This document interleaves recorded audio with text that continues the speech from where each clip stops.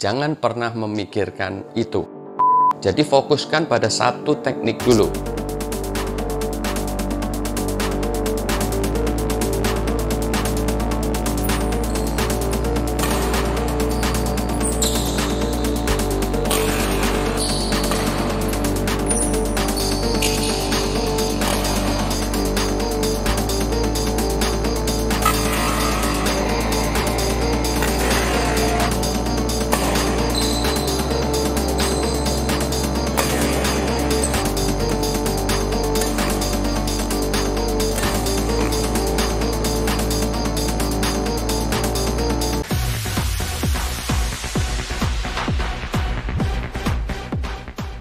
Assalamualaikum warahmatullahi wabarakatuh. Salam sejahtera bagi kita semua dan salam olahraga.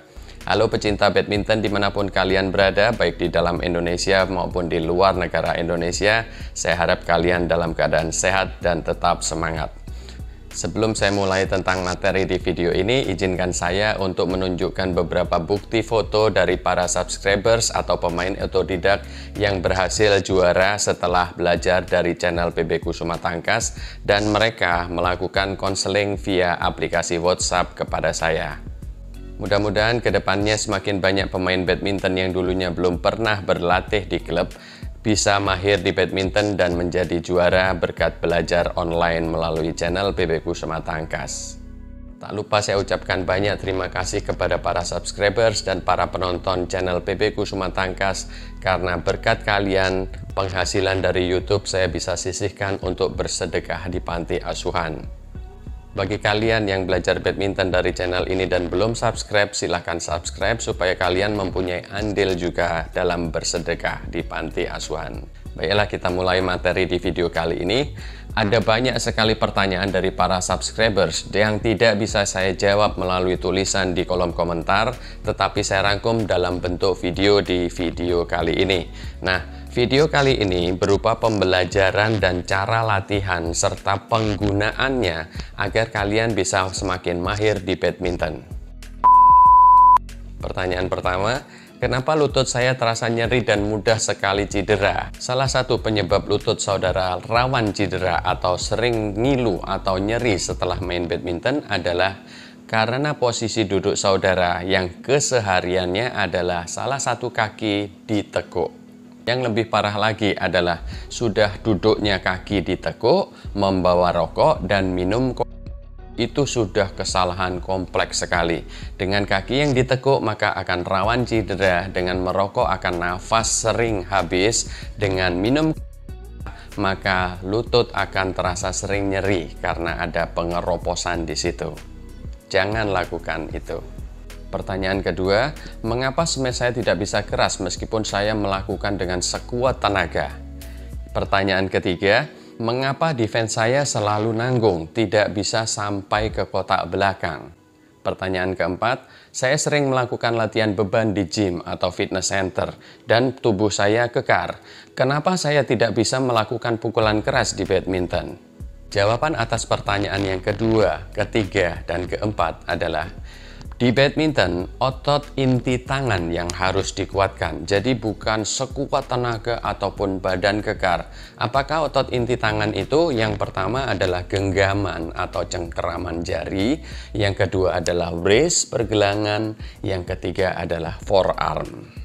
Pertanyaan yang kelima, saya sudah melakukan latihan untuk menguatkan otot inti tangan, tapi mengapa pukulan saya belum keras juga? Itu karena cara melatih ketiga otot inti tangan kalian tidak terstruktur dengan benar, sehingga pertumbuhan ototnya itu tidak bisa maksimal.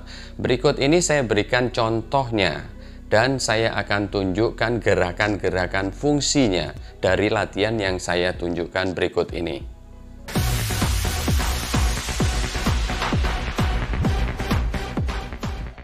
Gerakan sedo raket yang pertama ini bisa digunakan untuk menguatkan otot wrist. Latihan ini boleh dilakukan oleh anak-anak ataupun bapak-bapak yang sudah dewasa. Kegunaan yang pertama adalah dalam melakukan smash di area depan sampai area tengah. Kalian bisa menggunakan otot wrist ini. Kegunaan yang kedua adalah dimanfaatkan untuk melakukan lob clear pada saat seorang pemain single tertekan oleh lob serang dari lawan. Bagi kalian yang belum belajar tentang salah satu teknik smash yang sudah saya bagikan dengan menggunakan tenaga brace, kalian bisa klik link yang ada di pojok kanan atas ini, atau kalian bisa lihat di deskripsi bawahnya video. Latihan shadow racket yang kedua ini adalah untuk menguatkan otot brace dan otot forearm. Latihan shadow racket ini boleh dilakukan oleh anak-anak ataupun orang dewasa. Kegunaan shadow racket yang kedua ini adalah untuk melakukan smash yang titik impact-nya di sebelah kanan badan.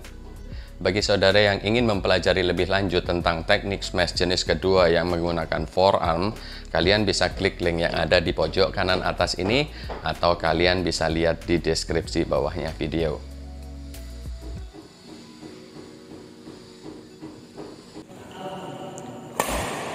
Kegunaan lainnya adalah untuk melakukan teknik backhand keras ke area belakang lawan. Berikutnya latihan shadow racket yang ketiga, yakni untuk menguatkan otot forearm. Kalian bisa mengerti yang namanya otot forearm jika kalian melakukan shadow racket seperti ini. Kegunaan shadow racket yang ketiga ini adalah untuk melakukan smash sekeras mungkin yang arah targetnya adalah di badannya lawan. Kalian bisa melakukan dengan jumping ataupun tanpa jumping.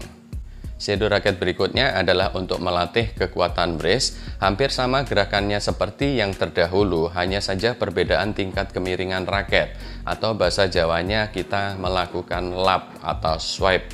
Di peragaan ini saya tunjukkan gerakan pelannya, tapi kalau sudah mengerti lakukan secara cepat.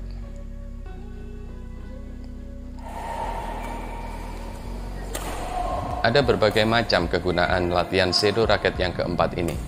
Yang pertama adalah untuk melakukan teknik backhand slice silang. Sedangkan gerakan shadow racket yang keempat ini bisa juga digunakan untuk melakukan teknik net kill.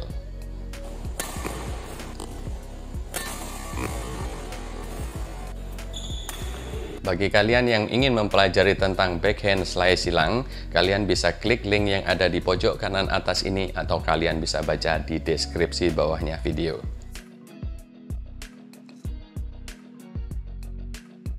Bagi kalian yang ingin mempelajari tentang teknik net kill menggunakan gerakan shadow racket yang barusan saya tunjukkan, kalian bisa klik link yang ada di pojok atas ini, ataupun kalian bisa baca di deskripsi bawahnya video.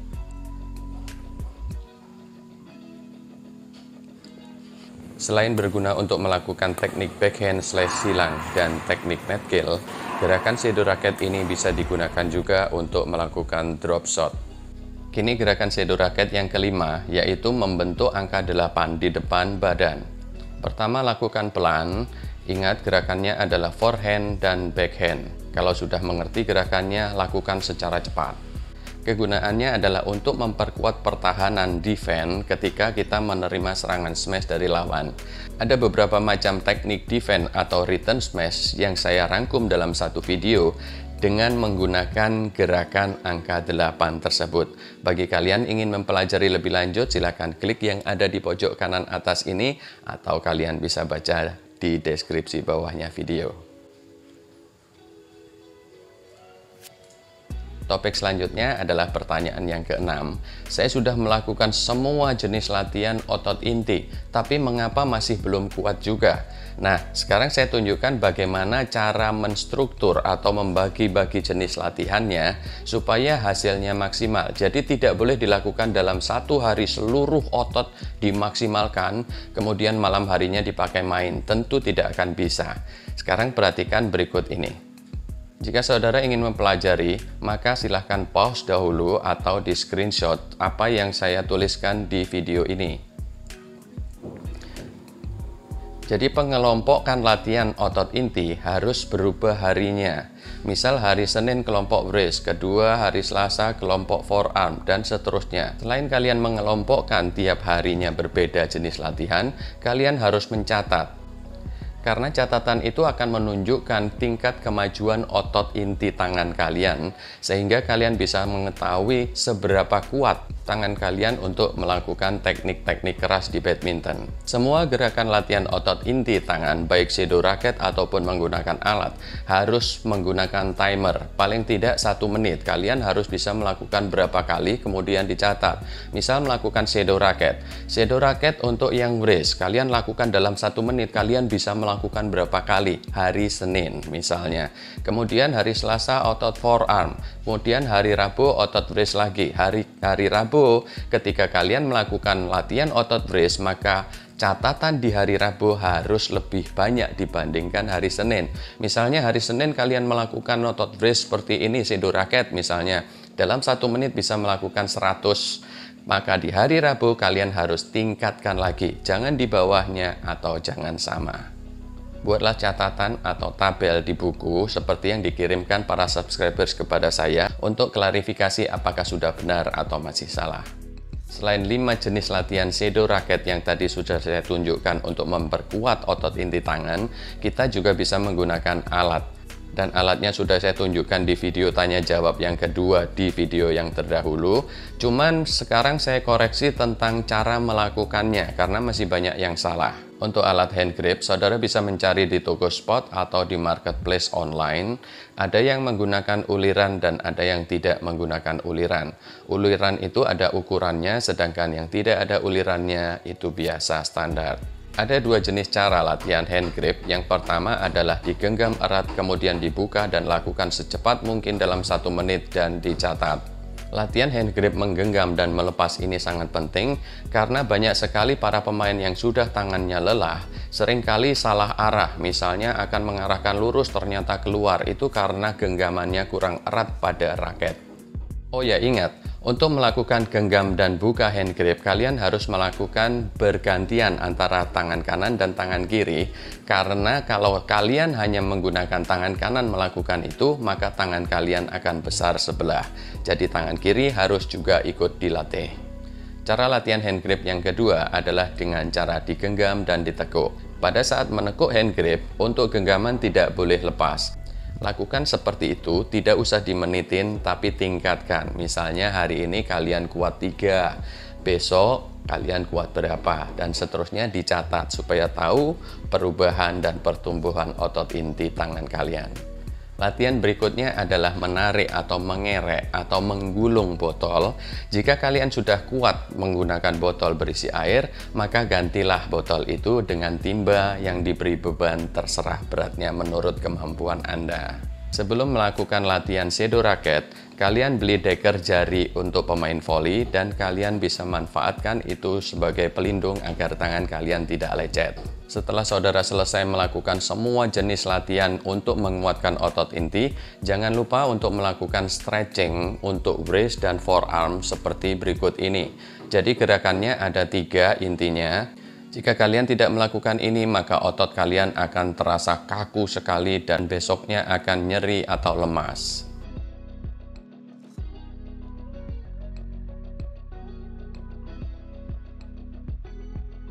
Berikutnya adalah 2 pertanyaan terakhir yang penting, yaitu pertanyaan 7 dan 8, yang biasanya ditanyakan oleh para pemain yang serius untuk menekuni badminton serta ingin menjadi juara.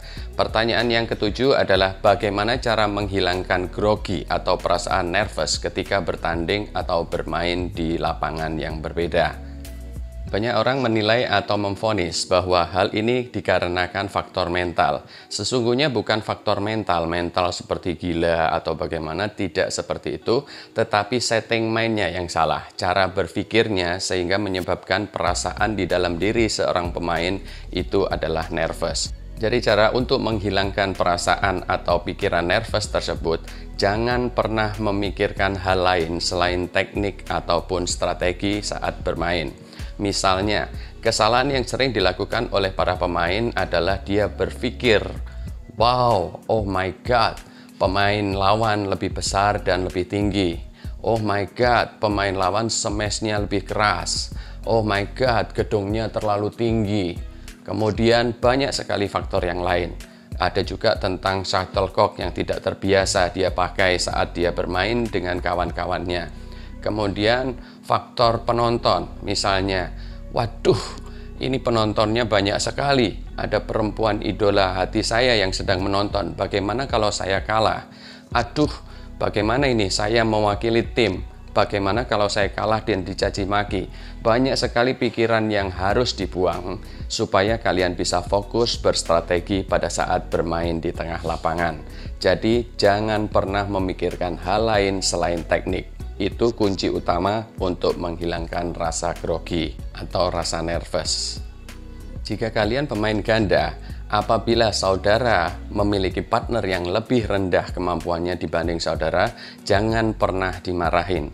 Atau sebaliknya, jika saudara tergolong pemain yang lebih rendah dibandingkan partner saudara, jangan merasa lebih lemah atau kalian terpengaruh oleh tingkah laku atau omelan dari partner yang sebenarnya tidak perlu dimasukkan ke dalam hati. Apabila partner saudara menunjukkan tingkah laku kecewa atas kesalahan yang saudara lakukan, jangan dimasukkan ke hati dan jangan dipikirkan, tapi tetaplah fokus dan perbaiki ke depannya. Fokuslah kepada permainan di tengah lapangan. Saya ambil contoh misalnya seperti ini cara fokusnya. Misal pada saat poin ganjil, ketika bola itu ngangkat, kalian harus menyiapkan sebuah teknik defense di kepala kalian. Misalnya adalah teknik defense yang keras mengembalikannya. Jadi bukan dilambungkan atau direm. Satu teknik kalian pikirkan ketika bola mengangkat ke area lawan. Kemudian pada saat angka genap, kalian memikirkan adalah saat bola ke atas atau lawan melakukan smash, kalian harus melakukan rem. Jadi fokuskan pada satu teknik dulu. Misal yang lain, pada saat saudara mendapatkan bola lambung ke atas, maka saudara harus menurunkan, entah menggunakan teknik drop shot ataupun teknik smash. Jadi jangan melakukan bola lambung. Itu misalnya. Jadi fokuskan satu teknik. Ketika saya mendapatkan bola lambung, maka bola harus saya turunkan. Ketika saya mendapatkan bola smash, maka smash harus saya keraskan. Itu dulu, fokuskan. Jadi jangan pernah berpikir tentang aduh bagaimana kalau saya kalah, aduh bagaimana ini betapa menjengkelkan partner saya yang seolah-olah memandang rendah saya. Jangan pernah memikirkan itu. Kemudian pada saat memasuki lapangan untuk bertanding, lakukanlah pemanasan seperti yang sudah saya buatkan videonya. Kalian lakukan saling lob dengan partner misalnya 10 kali, kemudian bergantian saling smash, kemudian bergantian saling net, kemudian bergantian saling servis. Semua teknik yang kalian kuasai harus dicoba di lapangan tempat saudara tanding. Dengan begitu maka adaptasi akan cepat terjadi. Sekarang pertanyaan yang terakhir, yaitu pertanyaan nomor 8. Mengapa permainan saya pada saat berlatih dengan kawan-kawan berbeda dengan pada saat saya bertanding? Hal itu wajar, balik lagi kepada fokus saudara. Jadi pada saat kalian berlatih, usahakan kalian menganggap itu sebuah pertandingan. Sehingga pada saat berlatih atau latihan bersama kawan, saudara akan melakukan itu dengan serius karena saudara menganggap itu adalah sebuah pertandingan. Sebaliknya pada saat saudara bertanding, anggaplah itu sebagai bermain bersama kawan saudara. Jadi jangan pernah membedakan situasi dan kondisinya pada saat berlatih dan pada saat bertanding. Itu kunci yang pertama untuk setting mainnya supaya permainan saudara standar. Kemudian yang kedua, setting mainnya adalah tidak boleh memikirkan kondisi lawan, kehebatan lawan. Jangan masukkan kehebatan lawan menjadi sebuah kekhawatiran pada diri saudara. Misal smashan lawan keras, misal lawan lebih tinggi dan lebih besar, ataupun mengetahui bahwa lawan adalah unggulan dan sering juara. Jangan pernah pikirkan itu. Saya ambil contoh misalnya saya mempunyai seorang atlet yang sempat juara internasional kemudian diambil oleh sebuah klub besar di Kudus dan dia juga sempat menjadi juara nasional. Pada suatu ketika atlet saya ini masuk partai final di sebuah kejuaraan. Tapi pada saat dia bermain saya melihat permainannya kacau. Nah, set pertama kalah, kemudian set kedua ada poin 11 yang sempat break, saya datangin dia. Saya tidak mengajarkan semua teknik ini harus begini, kamu bodoh dan seterusnya, nggak seperti itu. Saya cuma menanyakan satu, hei, coba sebutkan orang tuamu di rumah jual apa saja. Kebetulan orang tuanya buka toko, kemudian dia melihat saya dan menyebutkan, jual es krim, jual gula, jual aqua, jual beras, dan jual garam. Misalnya dia menyebutkan 5 yang seperti yang saya minta. Nah, setelah dia menyebutkan itu, barulah saya masuk ke dalam pikirannya. Bagus, kalau memang sudah kamu hafal yang dijual oleh orang tuamu. Sekarang perhatikan saya, cara melakukan strateginya adalah begini, nggak boleh mikirkan lain. Ingat apa yang saya katakan dan lakukan di tengah lapangan. Saya yakin kamu bisa menang melawan dia di partai final ini. Dan benar, akhirnya dia menjadi juara. Setelah menjadi juara, dia ditanya oleh para penonton, tadi pelatihmu bilang apa? Atau kamu diberitahu apa kok tiba-tiba permainanmu berubah? Dia hanya mengatakan, saya cuma ditanya orang tuaku jualan apa dan saya nyebutkan 5. Cuman itu, iya, wah pelatih hebat dan aneh itu katanya seperti itu. Nah, jadi intinya permainan tidak normal seperti apa adanya karena ada pikiran yang mengganggu pada saat dia di tengah lapangan. Apalagi kalau pemain itu adalah seorang pemain single. Di tengah lapangan seorang diri, banyak penonton, ada yang menghina, ada yang mensupport, akan semakin kacau apabila fokusnya tidak bagus. Sekian dulu video dari saya. Jangan lupa subscribe, tekan tombol like, dan berkomentarlah atau tanyakan segala sesuatunya tentang badminton akan saya jawab, serta bagikan kepada pemain badminton di sekitar kalian sehingga makin banyak pemain badminton yang dulunya belum pernah berlatih di klub bisa mendapatkan ilmu dari pelatihan klub PB Kusuma Tangkas. Tetap semangat, ciao.